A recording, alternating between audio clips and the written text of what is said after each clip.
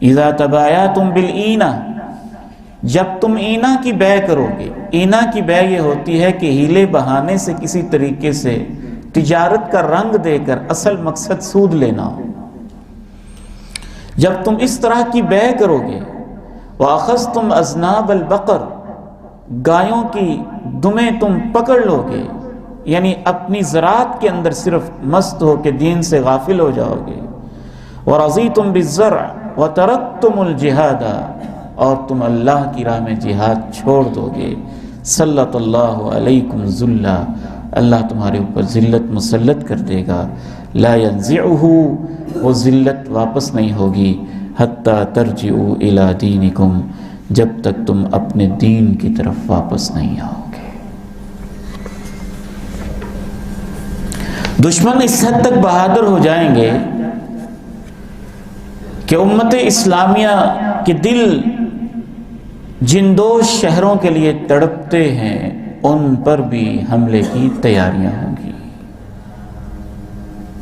سنن نبی داؤد میں جناب ابن عمر رضی اللہ تعالی عنہما روایت کرتے ہیں، آپ نے فرمایا یوشک المسلمون ان یحاصروا الی المدینہ، ایک وقت ایسا آئے گا کہ مسلمان ان کا گھیرا تنگ کرتے کرتے ان کو مدینے تک ان کا گھیرا تنگ کر دیا جائے گا، حتی یکون ابعد مصالحہم صلاح، حتیٰ کہ دشمن کی فوجیں اور مسلمانوں کے مجاہدین کے پہرے مقام صلاح تک پہنچ جائیں گے۔ صلاح مدینہ کے قریب، خیبر کے قریب ایک جگہ کا نام ہے صلاح۔